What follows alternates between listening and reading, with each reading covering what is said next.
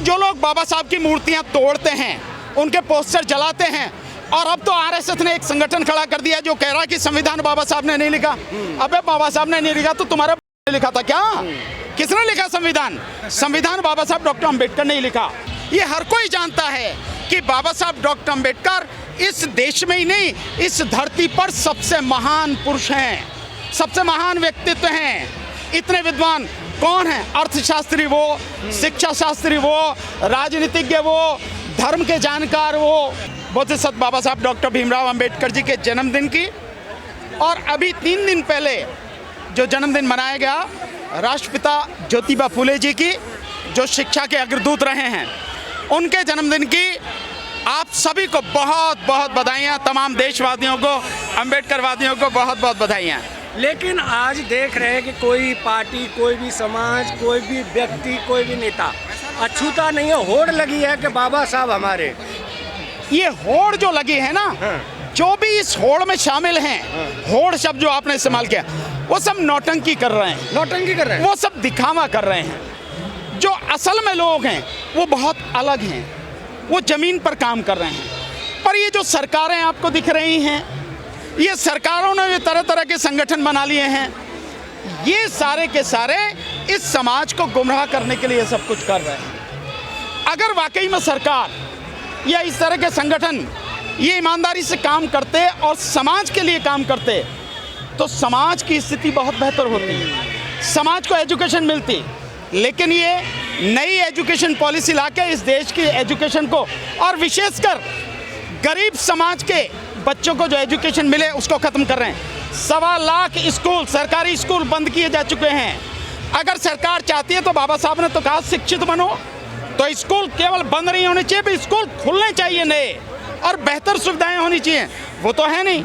तो जो उनका सिद्धांत है जिसके आधार पर देश तरक्की कर सकता है, समाज तरक्की कर सकता है, आप उसकी जड़ काट रहे हो। मतलब समाज को मतलब समाज को अशिक्षित बनाना चाहते हो। मतलब मूर्ति पे माला, विचारों पे ताला, यही हो रहा है क्या? वो सिंपल अंधविश्वास। अंधविश्वास कैसे है? जैसे इनका पूरा धर्म अंधविश्वास पर टिका है, जो मूर्ति पूजा पर टिका है, केवल आंख मीच के आप वो किए जाओ, अकल चलाने की जरूरत नहीं है, सोचने समझने की जरूरत नहीं है। समाज के लिए बेहतर क्या होता है, कैसे किया जाता है, उसे करने की जरूरत नहीं है।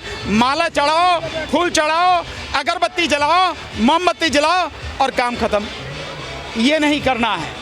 जो बाबा साहब ने किया हमें वो करना है। और कोई भी सरकार या सरकार द्वारा बनाए गए संगठन ऐसा कोई काम नहीं कर रहे। तो क्या लगता है 14 अप्रैल को ही जो समाज के लोग हैं बाहर निकलते हैं, जागरूक होते हैं, फिर सो जाते हैं? नहीं, ऐसी बात नहीं है। समाज के लोग केवल 14 अप्रैल को बाहर नहीं निकलते। अगर आप पीछे याद हो आपको तो 2 अप्रैल को भी समाज के लोग बाहर निकले थे। 2 अप्रैल 18 को समाज बाहर निकला था। कोई नेता नहीं था, अपनी लड़ाई लड़ी। उस लड़ाई में 16 हमारे बच्चे, उनका बलिदान हुआ, लेकिन लड़ाई हम जीते। तो समाज समय समय पर बाहर निकलता है। समाज अगर बाहर नहीं निकलता तो देश के सबसे बड़े राज्य उत्तर प्रदेश में 4 बार हमारी सरकार नहीं बनती।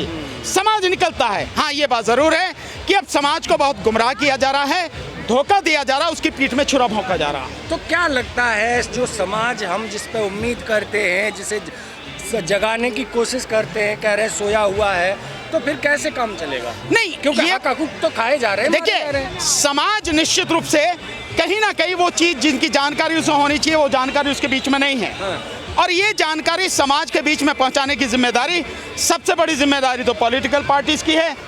पर पॉलिटिकल पार्टी, पॉलिटिकल नेता तो मेरी समझ में तो सारे मर गए, या जिस भी पार्टी के उस पार्टी के बंधुआ मजदूर हैं और कुछ नहीं कर रहे। तो उसके अलावा अगर किसी को काम करना है तो सामाजिक क्षेत्र में काम करने वाले, समाज सुधार का काम करने वाले जो नेता हैं, सामाजिक कार्यकर्ता हैं, उनको काम करना चाहिए। जो भिक्षु संघ है उसको काम करना चाहिए समाज को जगाने का। और अगर कहीं कोई कमी नजर आती है तो समाज में से ही लोगों को निकल के आके समाज को जगाने का प्रयास करना चाहिए, समाज को मजबूत करने का प्रयास करना चाहिए, उसके अंदर से डर निकालने का प्रयास करना चाहिए, उसे सही जानकारी देने का प्रयास करना चाहिए। ये करेंगे तभी समाज मजबूत होगा, बाहर निकल के आएगा और अपनी लड़ाई लड़ेगा।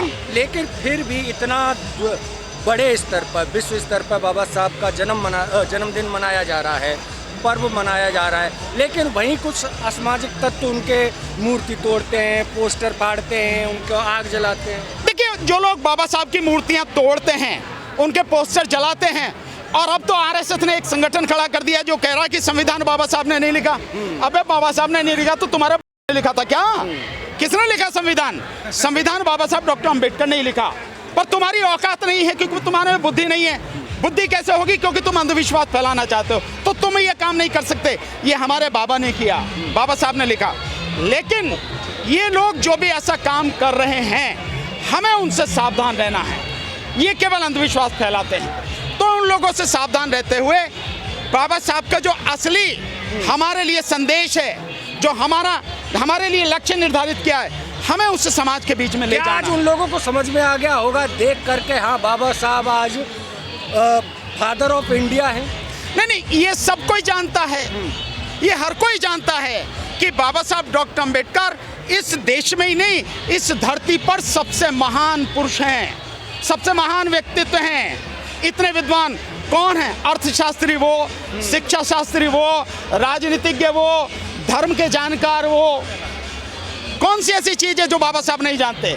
हर क्षेत्र में उनका वर्चस्व था, हर क्षेत्र में उनको महारत हासिल थी। तभी अपनी कलम से हजारों साल का इतिहास, जो हमारी गुलामी का इतिहास था, मिटा के उन्होंने खत्म कर दिया और हमें आज़ादी दिलाई।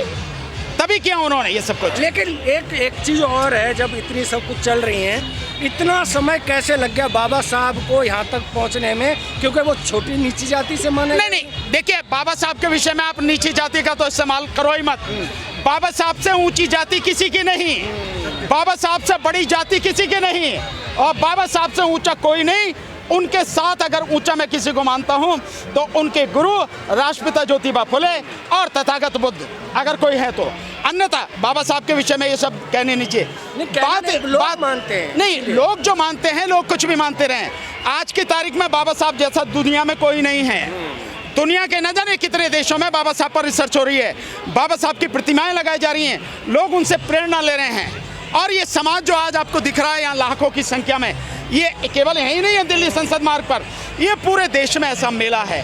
और ये उनको मालूम है, जो विरोधी हैं, कि बाबा साहब का कोई मुकाबला नहीं है। लेकिन एक जो असली बात है, अब इस समाज को मान्यवर साहब काशीराम जी की तरह लोगों को कैडराइज करना पड़ेगा, कैडर देना पड़ेगा, कैडर लेना पड़ेगा, चीज़ों को जानना पड़ेगा और अंतिम लड़ाई के लिए तैयार होना पड़ेगा, जो 2029 से पहले लड़नी पड़ेगी।